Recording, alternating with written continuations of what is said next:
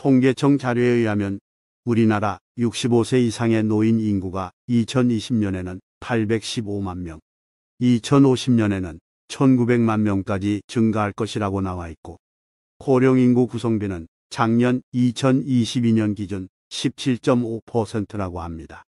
한국 사회의 고령화가 급속해지고 출산은 줄어들어서 현재도 사회 문제로 많은 이슈가 되고 있습니다. 고령화로 인해서 거동이 불편해질 때 가게 되는 요양원과 요양병원. 여러분들은 여기에 대해 어떤 생각을 가지고 계신가요? 몸이 불편한 노인들을 위해 존재하는 병원이지만 정작 이용해야 할 노인들은 요양원 가는 것을 죽는 것으로 알고 최대한 기피하려고 하시죠.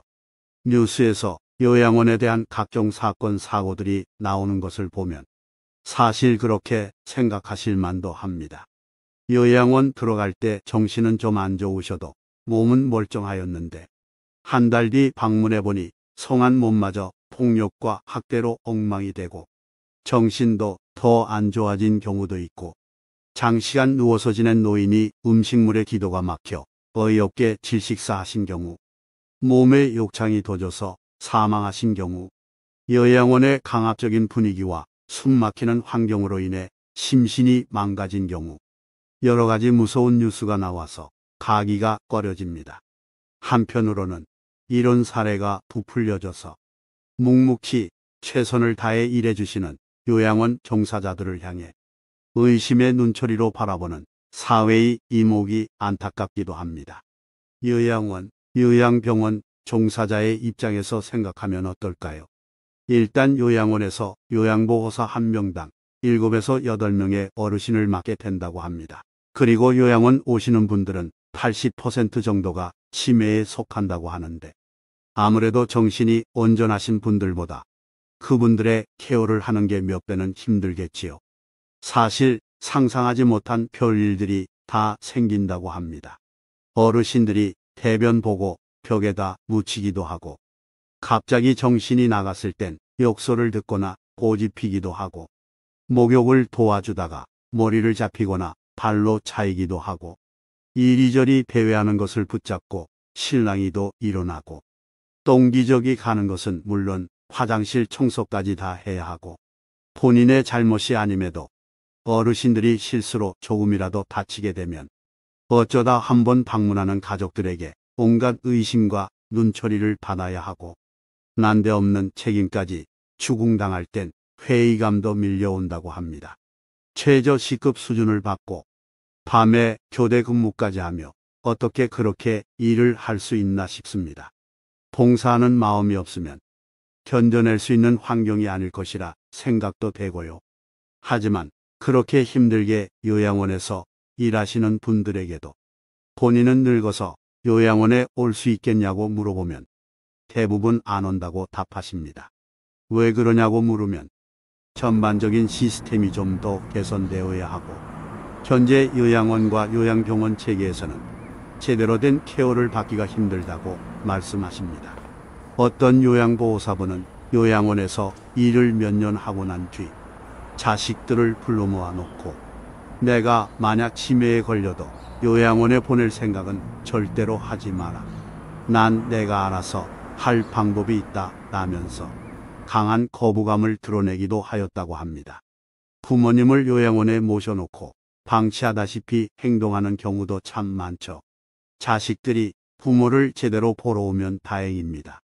어떤 어르신은 자식이 온다고 며칠 전부터 밤잠을 설레며 좋아하고, 전날에는 목욕도 깨끗이 하고 자식을 기다렸는데 정작 자식은 찾아와서 웃는 얼굴도 없이 본인의 어머니를 5분만 보고 갑니다. 옆에서 그 광경을 보고 있으면 너무 가슴이 아프다고 합니다. 자기 부모의 얼굴도 안 보러 오는 자식들도 상당합니다. 어떤 어르신은 자식들이 요양원에 맡길 때 여기가 요양원이라고 절대 말해주지 말고 병원에 잠시 입원한 거라고 병원이라고 말해달라고 직원에게 부탁하여 병원이라고 전해들은 어르신께서는 매일 직원분에게 나 언제 퇴원하냐, 오늘은 퇴원할 수 있냐, 집에 가고 싶다며 요양보호사를 볼 때마다 그러는 분도 계시고, 어떤 어르신은 가족이나 지인 등 아무도 보러 오지를 않자 마음의 결심을 하셨는지 식사를 20일 가까이 거부하셨고, 하루가 다르게 피폐해져가는 몰골을 주변 사람들이 가슴 아파하며 지켜보기만을 하였다고 합니다. 끝내 돌아가시게 되었는데 찾아오는 사람이 아무도 없어 요양원 근무하시는 분들께서 눈물을 흘리면서 조용히 장례를 치러드리고 인생의 회의감을 느끼기도 하였다고 합니다. 여기에 한 택시기사의 사연이 있는데 들어보시기 바랍니다. 택시기사는 어느 할머니를 태우기로 하였는데 할머니는 길가에 세워진 짐을 트렁크에 실어달라는 부탁을 하였고, 택시기사는 차에서 멀리 떨어져 있던 짐을 가져와 트렁크에 실어주었다고 합니다. 그러면서 할머니에게 어디 멀리 가시나 봐요 라고 물으니 할머니께서는 요양원에 들어가는 길이라고 말했다고 합니다. 할머니는 요양원 위치를 기사에게 가르쳐주고 빨리 가는 길로 가지 말고 이런저런 길로 둘러서 가달라고 부탁을 받았다고 합니다. 택시기사는 잠시 씁쓸해진 마음에 알았다고 한 뒤 차를 몰기 시작하였습니다.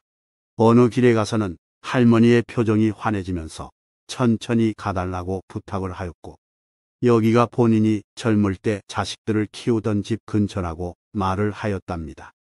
택시기사는 그 자식들은 지금 어디 있냐고 묻고 싶었지만 차마 그러지 못하였습니다. 할머니는 밝은 표정으로 옛날 이야기를 하시더니 다시 표정이 어두워지면서 병원에 갔던 이야기를 하십니다. 병원에서 의사가 할머니에게 이제 살 날이 얼마 안 남았다고 말을 해 주었답니다. 택시기사는 그 얘기를 듣고 조용히 택시 미터기를 껐습니다. 그리고 할머니에게 할머니 어디 또 가시고 싶은 곳 없으세요? 라고 물어보았고, 할머니는 택시기사에게 고맙다면서 본인의 추억이 깃든 곳을 몇 군데 말하며 거기로 가자고 하였고, 택시기사는 2시간 동안 할머니의 말동무를 해주었다고 합니다. 잠시 뒤 할머니는 가보고 싶은 곳은 다 보았고 이제 좀 피곤하니 요양원으로 가자고 하였습니다. 택시기사는 요양원 앞으로 할머니를 모셔다 드렸고 얼마가 나왔냐는 할머니의 물음에 기사는 오늘은 무료라고 하면서 돈을 받지 않았습니다. 그래도 밥벌이는 해야 하지 않냐며 기어코 돈을 주려는 할머니를 만류하면서 건강하시라고 포옹하고 등을 토닥여주고 인사를 하고 왔습니다. 택시기사는 돌아오면서 많은 생각에 잠겼고 퇴근 시간이 되었음에도 집으로 선뜻 향하지 못하였다고 합니다. 이 글을 보니 무슨 생각이 드시나요? 우리가 어릴 때 아빠는 슈퍼맨 같았고 엄마는 너무나도 예쁜 천사 같았습니다. 아빠는 날 번쩍 들어서 목마도 태워주고 어려운 일이 있으면 바로바로 해결을 해주었습니다. 엄마는 너무나도 예뻤고 엄마 품에 있으면 천국에 있는 듯 세상을 다 가진 것 같았죠. 유년기에는 아빠나 엄마가 갑자기 날 혼자 놔두고 벗으면 어쩌지 하면서 불안해 한 적도 있었습니다. 뉴스에서 교통사고로 부모를 잃은 아이가 고아가 되었다는 소식을 보면 나도 불의의 사고로 그런 고아가 되면 어떡하지 하면서 괜한 걱정을 한 적도 있었습니다. 아빠나 엄마가 연락이 안 되거나 늦을 때면 부모님의 옷을 꺼내 냄새를 맡으며 불안해서 잠을 못 이루기도 하고 평생 아빠, 엄마랑 같이 살 거라고 다짐하기도 한 적도 있었습니다. 이제 나이가 들고 늙은 부모님의 모습을 보면 언제 내가 어릴 때 그랬나 싶기도 하고 내가 약하고 힘없을 때를 망각하기도 합니다. 인간은 빈손으로 태어나서 생로병사를 거치며 결국 흙한 줌으로 돌아갑니다. 대자연의 섭리 속에서 펼쳐지는 한편의 드라마와도 같은 인생사에서 우리는 어디를 향해 가고 있을까요? 시대적 고려장이라고 불리우는 요양원의 현실과 씁쓸한 이야기에 애잔한 마음만이 남습니다. 하지만 인생살이가 그렇듯 나에게 닥친 어쩔 수 없는 환경과 운명이라면 걱정하며 불안해하고 있기보다는 노후를 행복하게 보낼 준비를 내가 직접 해야 하지 않을까요? 나이 들어 요양원에 가지 않고 노후를 건강하게 보내기 위한 3가지 활동을 알려드리겠습니다. 첫째, 두뇌 활동을 해라. 미국 신경학회 의학저널 신경학 온라인판에 실린 논문에 따르면 독서를 하거나 친구 및 가족들과 함께 시간을 보내는 활동이 치매 위험을 낮추는데 도움이 된다고 나왔고, 또 다른 연구에서는 달리기, 자전거 타기, 반려동물과 산책하기, 등산 등이 신체 활동을 규칙적으로 하는 사람이 그러지 않은 사람보다 69세 이후에도 인지 능력을 잘 유지하는 것으로 결과가 나왔습니다. 치매 예방을 위해선 두뇌 활동을 해야 하는데, 두뇌 활동으로는 독서가 제일 좋습니다. 어떤 책이든 상관이 없는데 신문, 잡지, 만화책 등 읽기 편한 책을 선택해서 읽으면 됩니다. 독서하는 사람과 하지 않는 사람을 비교했을 때 독서를 하지 않는 사람은 독서하는 사람에 비해 4배가량 치매 위험성이 높았습니다. 책을 읽고 독서 일기를 쓰거나 그날 있었던 일기를 쓰게 되면 치매 위험도는 더 낮아집니다. 손으로 펜을 잡고 무엇을 그리거나 쓰는 행위는 우리 뇌의 중추신경을 자극하게 되고, 읽은 책에 대해 다시 한번 곰곰이 생각하며 독후감 형식으로 글을 쓰거나 그날 있었던 일에 대해 하나하나 떠올리는 것도 기억력을 향상시키고 뇌를 활성화시킴으로써 치매 예방에 아주 좋다고 합니다. 특히 감사 일기를 쓰는 것은 나이대를 가리지 않고 상당히 좋은 방법이라고 하는데요. 우리 뇌는 가상과 실제를 혼동하기도 한다고 합니다. 따라서 별것 아닌 것에도 감사하다고 매일 생각하고 감사하는 것에 익숙해지게 되면 정말 뇌가 소소한 것에도 감사하다고 받아들여서 엔돌핀, 도파민, 아드레날린과 같은 몸에 좋은 화학물질이 뇌에서 자주 나오게 되고 심신이 건강해진다고 합니다. 감사한 상황도 아닌데 뭐에 감사하냐고요? 감사할 것이 없다고 느껴진다면 그냥 살아있음에 감사하면 됩니다. 종교가 있으시면 각자 믿는 종교에 맞게 기도를 하시거나 정성스레 절을 하면서 현재 이렇게 잘 살아있음에 감사 기도를 하세요. 어깨와 허리가 약간 불편하긴 하지만 팔과 다리가 아직 튼튼해서 이것저것 잘 집을 수도 있고 주변에 산책도 나갈 수 있습니다. 이 정도면 거동하는데 불편함이 없고 건강 관리를 잘하면 되니 난 만족합니다. 잘 살아있음에 오늘도 감사합니다. 이렇게 마음을 먹고 일기를 써보세요. 손으로 써서 뇌에 각인시키고 눈으로 다시 한번 담고 마음으로 확언을 하세요. 그러면 조그만 일에도 감사할 줄 알게 되며 감사한 일이 자주 생길 것이고 인생에 점점 즐거운 일이 많이 생길 것입니다. 그렇게 감사한 마음을 먹다 보면 자기 자신도 많이 내려놓게 됩니다. 그러면 주변 사람들이나 가족들이 여러분들을 다르게 느낄 겁니다. 긍정적인 기운들이 상호작용을 하여 가족 간의 관계도 좋아지고 친구나 타인과의 관계도 좋아지게 됩니다. 둘째, 사회 활동을 하라. 많은 사람을 만나게 되면 뇌신경 세포 간의 연결이 늘어나는데요. 사람을 만나서 대화함으로 인해서 인지 기능이 좋아지고 두뇌 활동도 빨라져서 그렇습니다. 어느 연구 결과에 의하면 친구를 한두 명만 만나는 것보다 서너 명의 친구가 있어서 만나는 게 치매 확률이 20에서 30% 줄어든다고 합니다. 그리고 매일 친구나 가족들 얼굴을 보면서 대화를 하면 치매 확률이 40%나 줄어든다고 합니다. 결국 사람은 사람과 어울려 살아야 하고 독거의 삶은 사람들을 만나지 않으면 외롭기도 하지만 치매 걸릴 확률이 높아진다고 보면 됩니다. 그런데 가족이 없거나 주변에 마땅히 만날 사람이 없으면 대안이 있습니다. 요즘은 반려동물인 개와 고양이를 키우잖아요. 충분히 인간과 정서적 교감을 나눌 수 있는 동물들입니다.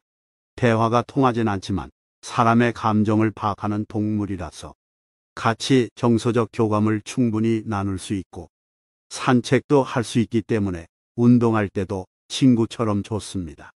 하지만 경제적 부담이나 내 몸이 불편하여 반려동물을 키울 수 없을 때는 화초 관리를 하거나 텃밭을 가꾼다든지 깔끔하게 청소와 정리를 하거나 뜨개질을 하는 등 매일 하는 취미 활동이 있다면 이것도 치매 위험이 40% 줄어든다고 합니다. 또 몸이 크게 불편하지 않다면 소일거리라도 간단하게 찾아서 해보세요. 오랜 시간은 아니지만 하루에 몇 시간 정도 도움이 필요한 사람들이 주변에 있습니다. 어차피 노후에는 풀타임으로 일하기엔 부담스러우니 그런 사람들을 아름아름 소개받아 소일거리를 하셔도 되고요. 또한 정부에서는 노인들을 위한 일자리 사업을 시행하고 있습니다. 보건복지부에서는 노인 일자리 관련하여 정책 결정을 하고 세부 계획을 수립하여 운영을 해오고 있는데요. 온라인으로 알아보시려면 노인일자리역이라는 사이트와 한국노인인력개발원이라는 사이트에서 알아보시면 됩니다.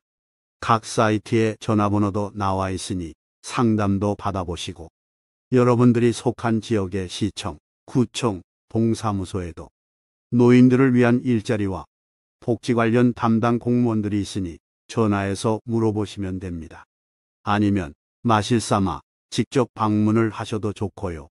사회적 활동 중 여러 가지를 말씀드렸는데요. 그래, 나도 한번 해봐야지 하는 생각이 조금이라도 드셨다면 오늘부터라도 뭘 할지 생각해보고 바로 실천해 보시기 바랍니다. 셋째, 신체 활동을 해라. 어떻게든 한 발짝이라도 더 움직이세요. 움직이는 건 생명 유지에 필수적인 일이며 살아있음의 표시입니다.